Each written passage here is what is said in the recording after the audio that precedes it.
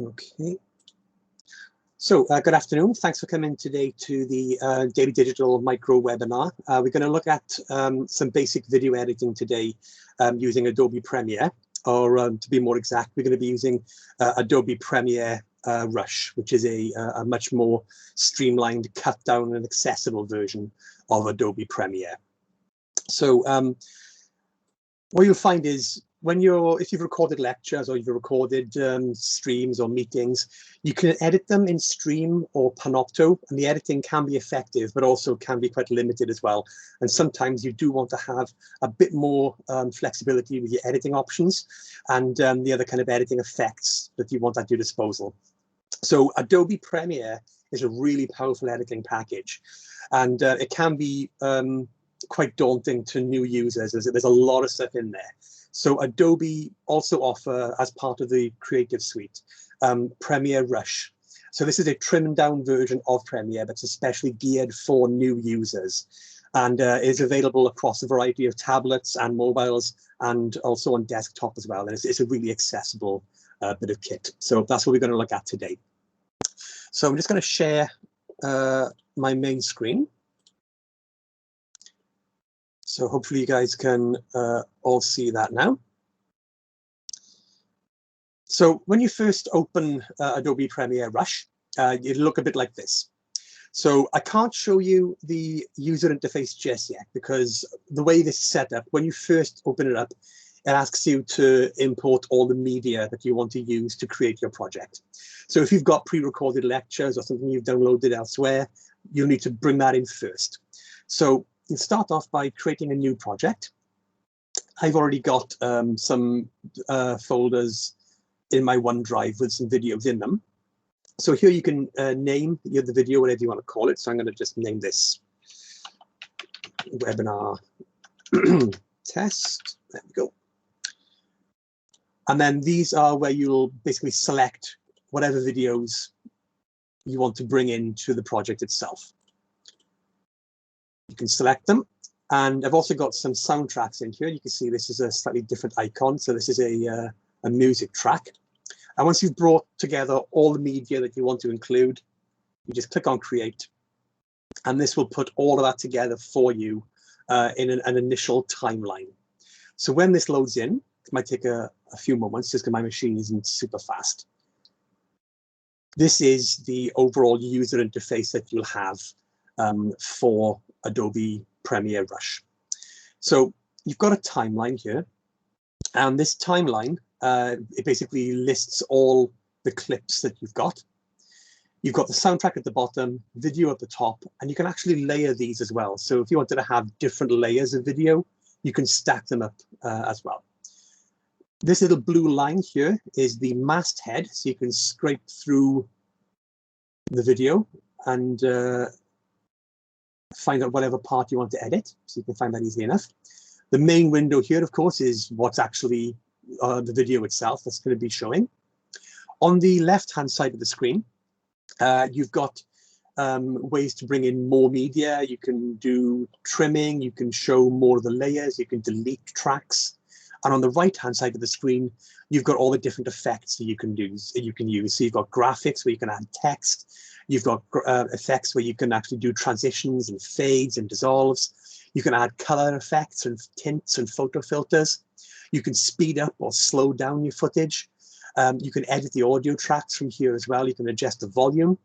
And you can also use crop and rotate to adjust the images and put pictures in pictures. So that's useful when you've got layers of graphics all stacked up.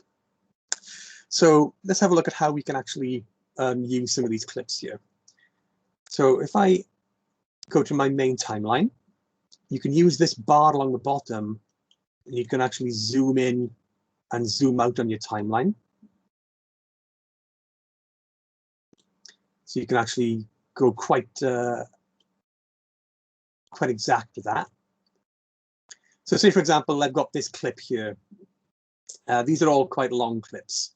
So if I start off with this initial clip, which is these car headlights turning on, if I wanted to make that clip a bit shorter, you can literally go to the end of the clip, which is the orange bar, and just click and drag it and make it as short or as long as you need. And you can do the same thing with all the other clips as well. And you can get that easily enough. Another way you can adjust the length of the clips is sometimes you might not want to make the clip shorter. You might just want to cut it in two.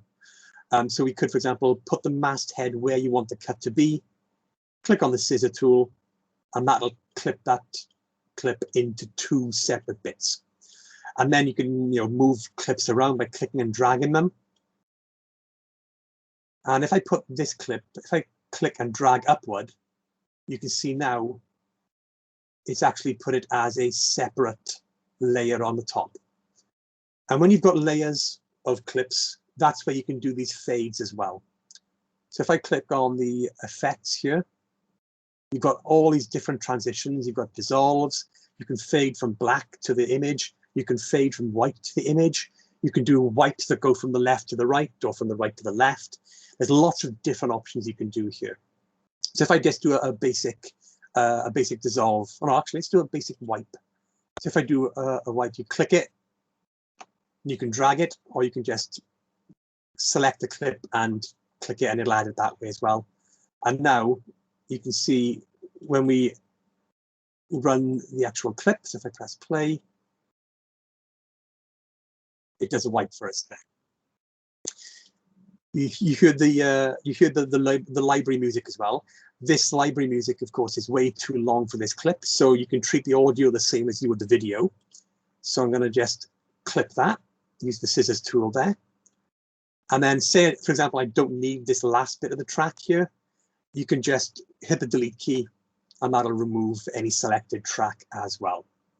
And when you use effects for videos, they also work for audio. So for example, if you use a dissolve on a video, but it just fades out, you can put that dissolve on an audio track, and that'll also fade out as well. So that'll sound a bit like this. And it's a very simple fade out. So it's a really easy way to kind of just build a video, and it gives you a bit more flexibility than Panopto or Stream. You can just do a little bit more with it. And you can also import still images as well. And if you do import still images, then you can use like the pan and zoom options. You can actually move images around the screen. And whenever you're ready to actually export this video out, it's really simple to do. You just click on the share button up here. And what the share button will do, opens up a new window, and then you can choose where you want to export this particular video out to. So you've got a couple of options within this as well. So you've got the, you can turn on various export options. So if you've linked in a YouTube account or an Instagram account or any other sort of account like that, you can actually export to all of these platforms simultaneously if you so wish. You do need to provide your sign-in details to begin with. So in this case, we'll just keep it local. And then you've also got some advanced settings as well if you want to mess around with those. So you can specify how high res you want the image to be, or the video to be. You can specify if you want to export the audio in mono or stereo or not at all. And you can basically, just play around with the more advanced settings. And once you've exported the video out, you just click on export and that'll save it. At that point, now you've created your edited video, you can then re-upload it to Panopto so it can be used elsewhere in Moodle or any other place that links to Panopto. So it's a good way of kind of adding a bit more pizzazz to some of the videos you might want to create. So that's a really rapid run through of how Adobe Premiere Rush works. As an introduction to Premiere, it's really good. It's very, very basic, very straightforward, really easy to use. And it'll probably give you a bit more of a taster as to how the full version of Premiere works, which is much more in depth. One thing before I do finish up and open up any questions as well is give you a bit of insight as to how you can actually access this. So as staff members, you can access the Adobe Creative Suite without any issue. You wouldn't need to use Apps Anywhere for it. On your home machines, you can actually download the Creative Suite from Adobe, and you can log in with your Cardiff Met username and password, and you can use that on up to 2 machines in your house. So you can download the suite and you can use Premiere or Premiere Rush as part of that. If you're on campus, there are lab machines that do have this installed, which are slightly earlier versions that are based on apps anywhere, so you can use it on site as well. And if you're a student, most of the art and design students can access this as well from home. But other students who aren't part of the art and design courses, most of them can't, but there are some licenses available upon request. So that is a possibility as well. But if students want to use this on campus, they can totally do so from the libraries as well there. So I'm just